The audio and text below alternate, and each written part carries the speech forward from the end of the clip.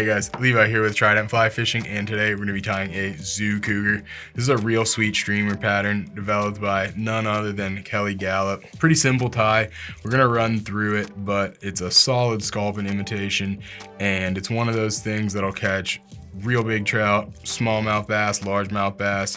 Probably use it to imitate things like mummy chogs and killifish maybe for striped bass, but it's a good fly. It's one I have in the box pretty much all season long whenever it comes to freshwater fishing. All right, so let's get started with a Aichi 2461 hook in the vise. This is a 1/0. If you have materials to tie it larger, you can definitely do that, and you can also definitely tie this fly smaller. It's pretty versatile in terms of size and color choices. But let's lay down our thread base, and we are using GSP. This is 100. Clip that off. And get this thread all the way back to about where the bend starts and that barb is. We're gonna keep it real simple with this Marabou olive brown for the tail. I'm gonna come through and, geez, that's a long one. Come through and pick two nice ones out. Kind of always have to cherry pick this a little bit. This one's good. Pop that off, set it aside, grab another that has similar characteristics. We want it to have nice flowing fibers that are relatively even and not all over the place. Oop.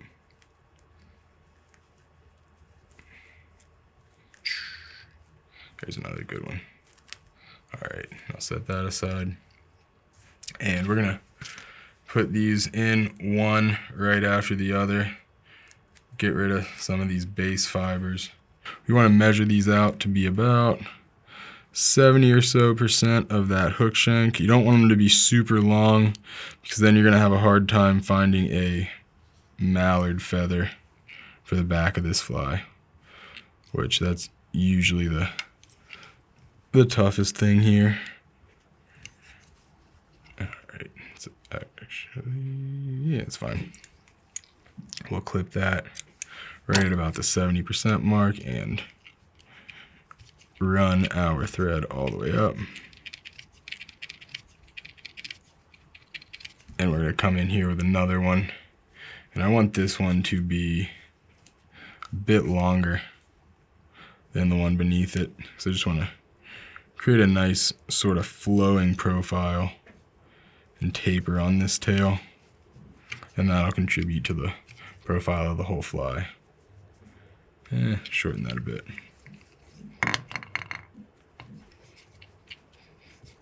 Run that up, clip off our excess, and clean this up before we tie in a little flash. Flash is obviously optional. I'm gonna come in here with just a little bit of Flashabou, maybe 2 strands.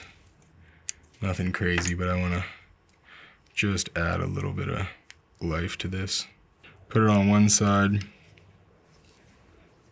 and fold it on over to the other. And if your Marabou is getting in the way, just wet it. That's not a problem. We'll trim this to varying lengths. So from here, we're gonna put this flat diamond braid. This is the color Pearl to use. This is gonna give a real nice body to our fly that's realistic and also pretty durable. You can cut it off, or what I'm gonna do to conserve materials is just leave it right on there. So let's tie that in right where our Marabou stems end and get nice clean wraps underneath so the outer body follows suit. We want these wraps to be touching one another.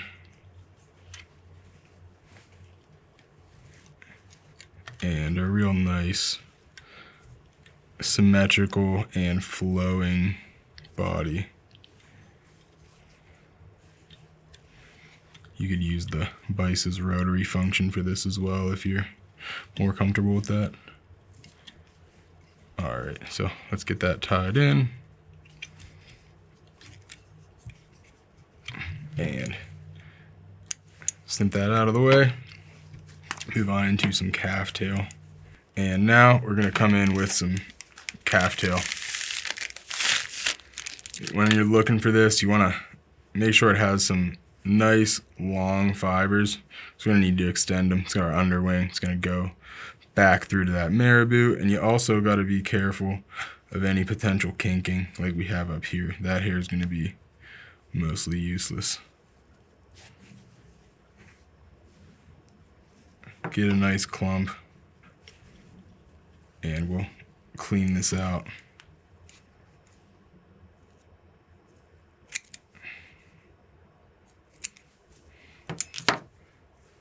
Afterwards, got a nice little comb here. Gonna just get in there and get rid of any of these irregularly lengthed fibers. Make sure our tips are relatively even, and then we're gonna measure that out. That's just about perfect. All right, so go ahead and I'm gonna spin my thread, and we're gonna crank this calf tail on in. We wanna measure it out to hit about midway through our marabou, and this is gonna provide our underwing for the mallard flank. Give support and also just kind of contributes to that large overall sculpin profile. And I would urge you, when you're tying this fly, to just do a Google image search on what a sculpin looks like, and that'll probably help your fly to more realistically copy the naturals. So measure that flank out to just the end of that marabou, or if you have one long enough, you can extend it on outward. And you want to tie that right on top. See how that gives nice barring profile and a good silhouette. Clip that out of the way. Clean this up before we move on into some deer hair. And now we're gonna move into some deer hair. This body hair. It's got a golden brown dye. It's gonna give us a nice color at the head of this fly. So let's cut off a nice big clump for our shoulders and pectoral fins here. Get it close to the hide and trim it. And we're gonna get in here and do a little maintenance. These, whether it's a bone or a non-static plastic, I believe, work very nicely to do this, but it does make a mess. So keep that in mind whenever you're in your house. So we're gonna come on in here with one of these extra large hair stackers. Go ahead and throw those fibers in. And we're gonna, all right, so now we have these tips nice and straightened. I'm gonna measure them out. I'm looking for this to be about 40% or so of the body. It's gonna give shoulders and also those nice big fins that the sculpins usually have. So let's clean that up a little bit. And got it measured. All right, so now that we've prepped our deer hair, I want to measure that out to be about 45%, 40% of the body. And this is going to give us a nice set of shoulders as well as pectoral fins. And when you're tying this in, we want to keep all those fibers on top of the hook shank. We don't want them to roll or spin as you would if you were spinning deer hair. This is just on the top, so you want to keep that bottom clean. I'm gonna come in here and trim all this out before we move into our stack of deer hair.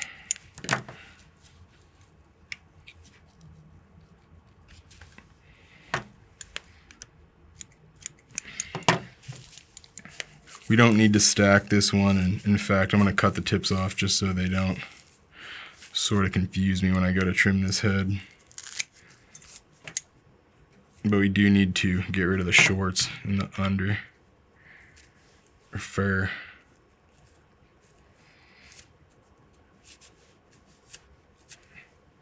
Get in there. I'll just stack that on my hand, and I'm gonna just clip those off. So that way, whenever I'm trimming this head, the only tips I need to worry about are right there. I know not to cut them. Reverse them and spin that thread. Not quite spun enough.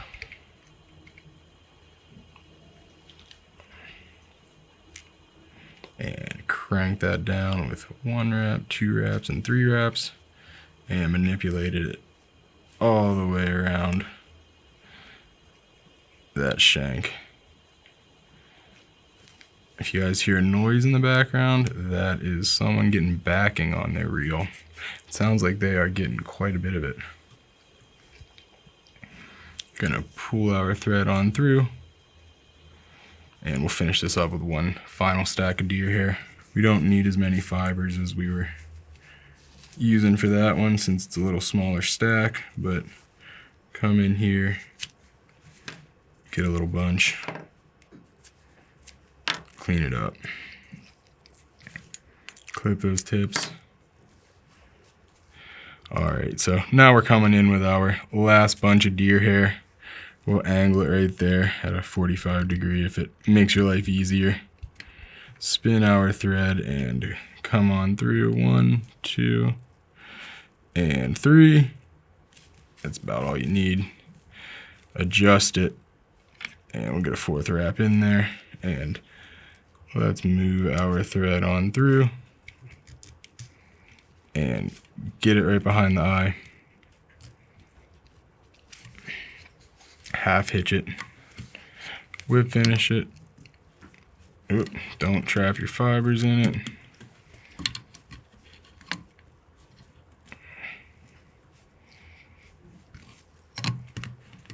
Alrighty, tying portion of this is done, and we will go ahead and snip that thread out of the way. And we're gonna come in here now and do some heavy duty trimming. I wanna come in with my bodkin real quick and just make sure we have everything freed up, nothing trapped or weird in there. All right, I make my first cut just flat on the bottom there. Sculpins have a relatively flat bottom. Those are fish that, dwell on the rocks, and we want to imitate that. And then from there, I just come up at like a 45 degree angle, and I'm working this all the way around. Whoop. Definitely take your time. Don't come in here all crazy and ready to cut, because this hair won't come back if you cut it, and you'll be real bummed if you have to tie these multiple times. So just take your time when trimming.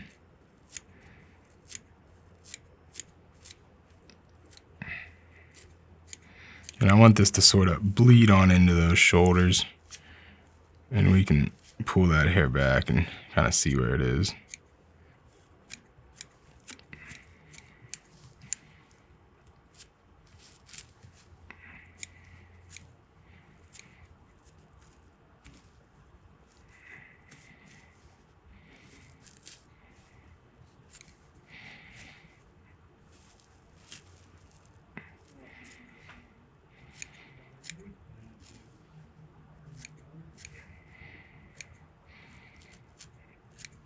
And however you want to trim this is ultimately your call.